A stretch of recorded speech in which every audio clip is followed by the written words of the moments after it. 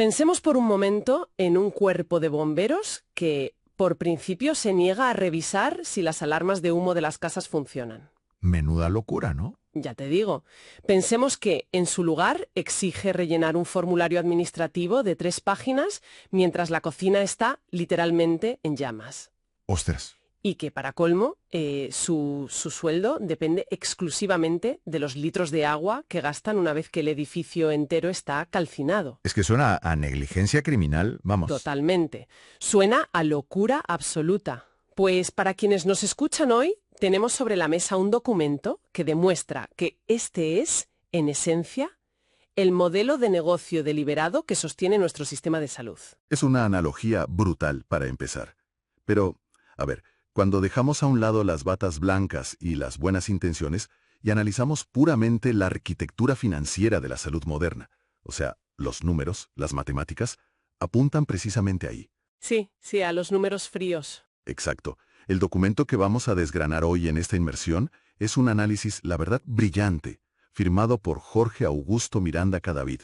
Y aunque toma como caso de estudio el sistema de salud en Colombia, la radiografía que hace de los incentivos perversos resuena a nivel global. Es totalmente extrapolable. Sí, el texto pivota sobre cómo un concepto llamado unidad de pago por capitación, la famosa UPC, ha sufrido una mutación profunda, hasta convertirse en lo que el autor bautiza como la UPE, o sea, la unidad de pago por enfermedad. Espera. Antes de adentrarnos en esa unidad de pago por enfermedad, creo que necesitamos, asentar las bases un poco. Claro, a ver. Para entender por qué esta mutación es tan grave, hay que tener clarísimo qué es la capitación. En teoría pura, un pago por capitación significa que el Estado, o el financiador que sea, abona a la aseguradora una tarifa plana. ¿Una cuota fija? Exacto, una cuota anual fija por cada persona afiliada. Les pagan esa cantidad tanto si la persona no pisa una consulta en todo el año como si necesita, 5 operaciones quirúrgicas. Claro, el riesgo lo asumen ellos. Eso es. Y la lógica básica nos diría que el incentivo financiero inmediato de esa aseguradora debería ser mantener a la población sana a toda costa, más que nada para no gastar ese dinero fijo que ya han cobrado, ¿no? Sí, esa es la teoría ideal. El objetivo de este análisis a fondo no es solo entender un problema burocrático aburrido, sino desentrañar cómo la arquitectura financiera convierte a los ciudadanos en activos financieros, que solo son rentables cuando enferman. Y, por supuesto, explorar cómo revertir esto. Entonces, mi pregunta es, ¿en qué momento se tuerce este incentivo tan claro de la capitación? Pues, a ver, se tuerce en el momento en que ese dinero baja un escalón y llega a la de prestación real, o sea, a los hospitales. ¿Vale? La aseguradora cobra una prima fija por persona, ¿sí? Pero la infraestructura clínica que nos atiende, los hospitales, las clínicas privadas, los especialistas, pues operan bajo un paradigma completamente opuesto. O sea, no cobran por persona sana. ¿Qué va? Ellos funcionan mediante el modelo de pago por evento, lo que en economía de la salud se conoce como fee for service. O sea, que el centro médico emite una factura detallada por cada tirita que pone. Literalmente, por cada tirita, por cada escáner que realiza y por cada noche que alguien pasa intubado en la UCI. ¡Madre mía! Vale, vamos a desglosar esto porque la imagen es potente. Es como si lleváramos el coche al taller y el mecánico solo pudiera cobrarnos si el motor explota en medio de la autopista. ¿Tal cual? En lugar de cobrar, una tarifa mensual por revisar el aceite y evitar el desastre. Lo fascinante de esto es cómo el mercantilismo ha distorsionado el propósito fundamental de la medicina, porque el choque de intereses es tectónico. Claro, chocan de frente. Todo el engranaje clínico que sostiene la atención diaria está diseñado para facturar por la patología.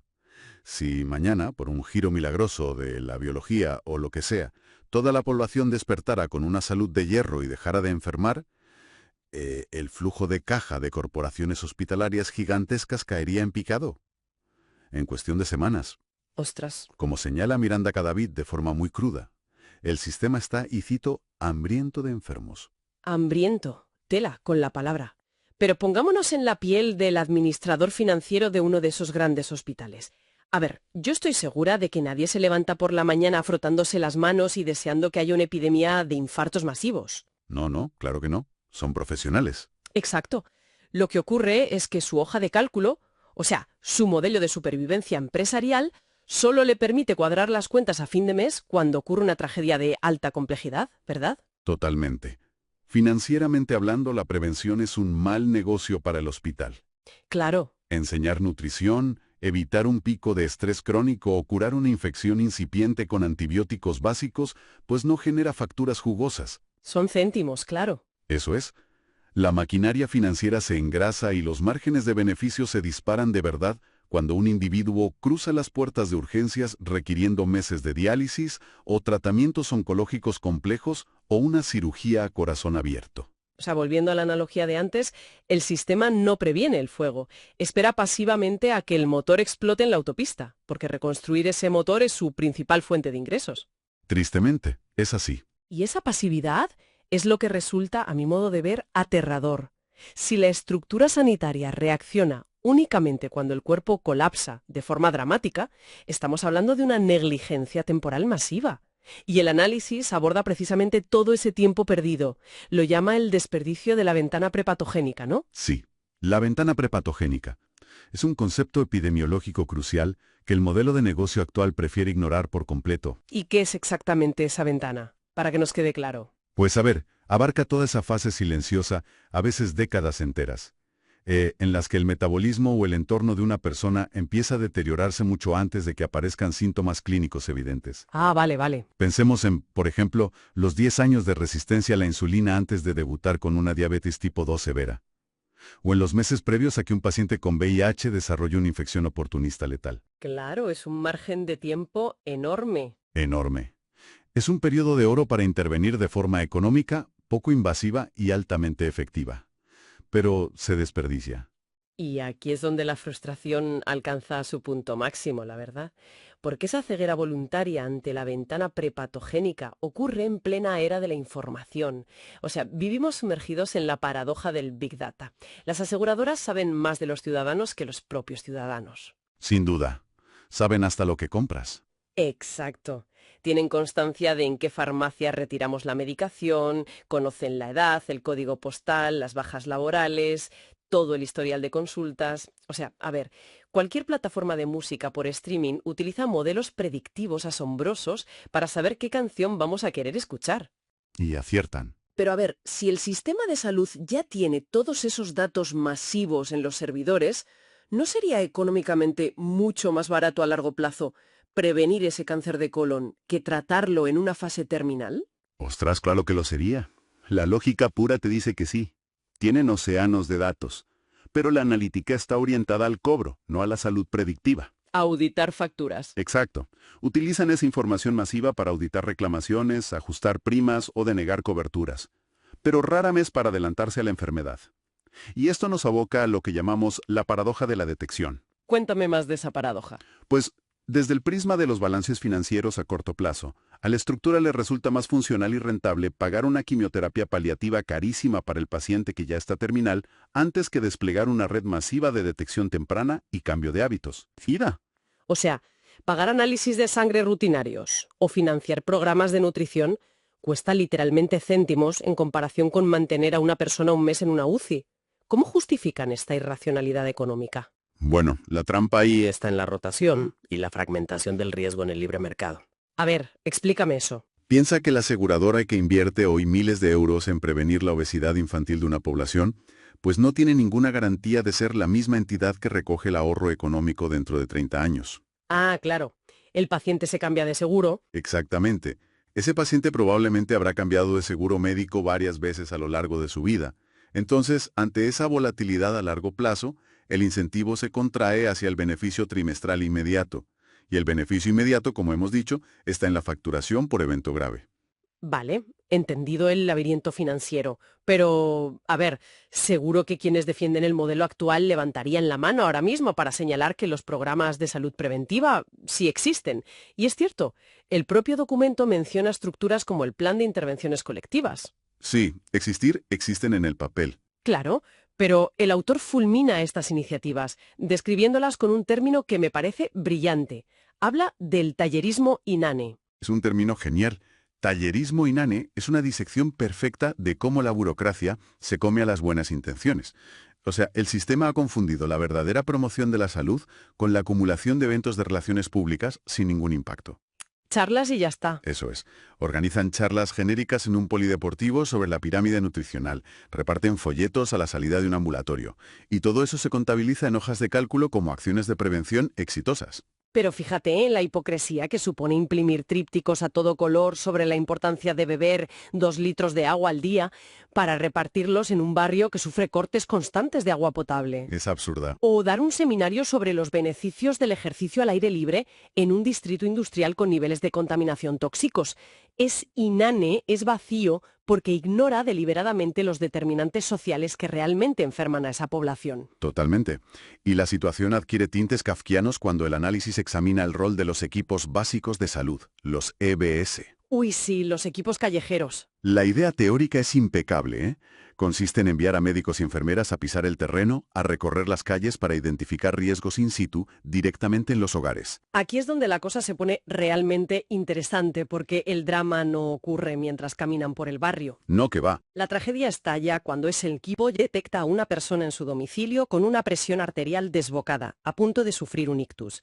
Y en lugar de tener autoridad para iniciar un tratamiento, el sistema transforma a ese profesional en un simple notario de desgracias inminentes. Qué buena forma de expresarlo. Un notario. Sí, encuentran el riesgo en la calle, pero al volver al sistema se estrellan contra el muro de lo que el texto llama la tramitomanía. La burocracia pura y dura. Exacto. El equipo básico documenta la alerta, pero no puede resolver nada. Solo le dicen a la persona, oiga, está usted gravemente en riesgo, tome este papel, y cargan sobre sus hombros la responsabilidad de iniciar un calvario administrativo. Ir al mostrador, rogar por una cita, pedir autorizaciones a la aseguradora. Y esperar meses para ver a un especialista, claro. Y aquí llegamos a la tesis filosófica más desoladora del análisis. El sistema actual opera bajo la falacia de despojar al individuo de su realidad física. O sea, a la maquinaria administrativa le da igual si un corazón está fallando. A sus ojos, la persona ya no es un organismo enfermo. Se ha transformado exclusivamente en un portador de autorizaciones. Esa es la clave del bloqueo. El engranaje no interactúa con cuerpos humanos, interactúa con carnés, códigos de validación y bases de datos. Sin carné, no existes. Si el individuo no asume el papel de demandante, si no hace cola para pedir permiso, su enfermedad es invisible para el sistema. Se exige que la persona persiga el sistema con un papel sellado, mientras soporta el dolor físico. Si no hay trámite, no hay atención. Y si se demora el trámite, pues se pierde la ventana de prevención. Tratar a poblaciones enteras como simples portadores de autorizaciones es una receta garantizada para el colapso. Así que ante este panorama, la pregunta imperativa es clara. Entonces, ¿qué significa todo esto y cuál es el giro de timón que propone Miranda Cadavid para no hundir el barco? Pues la solución exige un cambio de prisma radical sobre qué significa estar vivo, básicamente. Hay que abandonar la idea de la salud como un interruptor binario, de hoy estoy sano y mañana enfermo. El texto propone reconceptualizar a cada individuo como un sujeto portador de riesgos dinámicos. Me gusta mucho eso. La palabra dinámico lo cambia todo, ¿no? Lo es todo, ¿sí? Porque entendemos que la genética de alguien no cambia, ¿vale?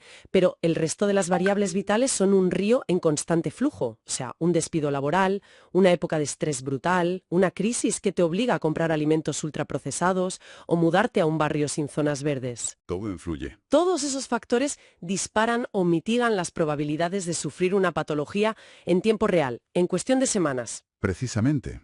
El riesgo biológico de una persona hoy no será el mismo dentro de un semestre. Si asimilamos este flujo, la lógica actual de evaluar la salud de alguien únicamente en el momento en que visita urgencias, pues resulta prehistórica. Se requiere de un monitoreo longitudinal de verdad. El análisis expone ejemplos prácticos muy buenos sobre esto. Tomemos el caso del tratamiento del VIH. Ah, sí, muy ilustrativo. El modelo actual simplemente espera, de brazos cruzados, a que el paciente ingrese gravemente por urgencias con una neumonía. Pero un modelo centrado en riesgos dinámicos utilizaría los datos de las farmacias. Si un paciente lleva 3 semanas sin ir a por sus medicinas, el sistema detecta esa falta de adherencia de forma proactiva y, interviene antes del desastre. Claro, te adelantas. Otro caso paradigmático es el cáncer de cuello uterino. En lugar de considerar a las mujeres simplemente como afiliadas pasivas que deben acordarse de pedir cita para una citología, pues el sistema cambia su postura. Deja de esperar a que vengan. Empieza a verlas como sujetos con un riesgo latente. Es la institución sanitaria la que asume la responsabilidad de mitigar ese riesgo, saliendo a buscar a esas mujeres, acercando las pruebas diagnósticas a su entorno laboral mucho antes de que aparezca una lesión maligna. Y esto le devuelve por completo la humanidad a la asistencia médica. Asume que la salud no se fabrica solo en los quirófanos, sino que se moldea en las calles y en los trabajos. O sea, usa la tecnología para acompañar las vidas de las personas, no para auditar facturas con retraso. Si conectemos esto con el panorama general, este paradigma predictivo solo puede florecer si se derriba por completo la cultura de la autorización médica. Queda clarísimo que esa burocracia infinita no garantiza calidad para el paciente. Es, ante todo, un muro de contención financiera para retrasar el gasto todo lo posible. Y llegamos a la cuestión más espinosa. Sobre el papel, gestionar riesgos dinámicos es una filosofía impecable. Pero llevemos estas ideas a la realidad material, a la mesa de negociaciones de un ministerio. ¿Cómo se fuerza un transatlántico institucional lleno de intereses a cambiar de rumbo? Bueno, atacando la forma en la que circula el dinero. Miranda Kadakabit propone una reestructuración basada en 3 pilares. Y el primero, y más importante, es cambiar el modelo de pago. Dinamitar el pago por evento. Exacto. El núcleo pasa por instaurar pagos globales prospectivos o modelos de capitación integral que estén rígidamente vinculados a los resultados en salud. Bajemos esto a pie de calle para entenderlo. Bajo este nuevo modelo, a una red de clínicas de un distrito se le entrega un presupuesto cerrado a principios de año para gestionar la salud de, digamos, 100.000 habitantes. ¿Vale? Imaginemos eso. Si en lugar de pagarles 100.000 euros por amputar un pie diabético y tratar la sepsis posterior, se les paga una cantidad fija por mantener a la población asignada sana, el incentivo da un giro de 180 grados. La transformación es brutal. De repente, para ese hospital, mantener a la gente sana deja de ser una pérdida de ingresos y se convierte en su principal rentabilidad. Bajo este esquema, a la clínica le resulta infinitamente más barato y rentable enviar un técnico al domicilio de un paciente diabético sin recursos y, no sé, comprarle una nevera de 200 euros para que guarde su insulina. Ostras, qué ejemplo tan visual, claro. Le sale más a cuenta comprar la nevera. Claro, antes que esperar de brazos cruzados para facturar los gastos astronómicos de la amputación. La prevención agresiva se convierte en el negocio más lucrativo posible. Es fascinante ver cómo se alinea el afán de lucro con la ética médica, simplemente cambiando el método de pago. Pero para que ese hospital decida proactivamente comprar esa nevera, necesita información. Y ahí entra el segundo pilar, la gobernanza de datos. Exacto. Toda esa inteligencia artificial de la que presumen debe dejar de usarse para denegar reclamaciones. El marco legislativo debe obligar a las entidades a utilizar la tecnología como un radar preventivo. Tienen que demostrar que intervienen antes del evento clínico. Y el tercer pilar supongo que es darle poder de resolución al primer nivel, ¿no? Volviendo a los equipos básicos de salud. Eso es. Si dotas a un equipo de atención primaria de tecnología portátil y telemedicina, pueden estabilizar una crisis de hipertensión en el propio salón del paciente. Esto radica el salto directo e innecesario a las urgencias de los grandes hospitales. Toda esta propuesta se resume en una frase que golpea con muchísima fuerza a lo largo del texto. La urgencia absoluta de dejar de gestionar montañas de folios administrativos para empezar de una vez por todas a gestionar vidas en movimiento. Gestionar vidas en movimiento. ¡Qué gran concepto! Y esto plantea una cuestión importante.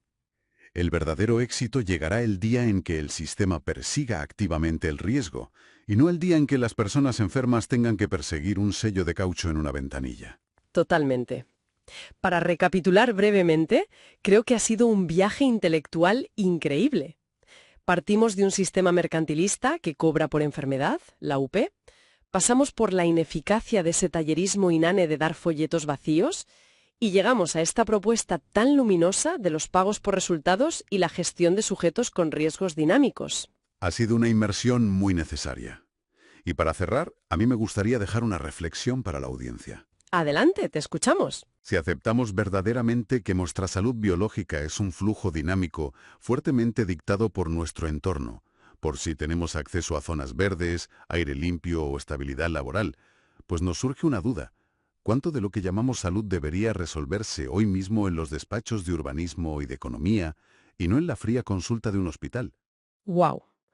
Es una reflexión potentísima. Quizá la próxima vez que sintamos que nuestro propio motor falla, en lugar de limitarnos a esperar pasivamente a que la cocina esté calcinada para llamar al bombero, debamos empezar a exigir un entorno diseñado de raíz para evitar el fuego. Muchísimas gracias por acompañarnos en este análisis a fondo. Nos escuchamos en la próxima inmersión.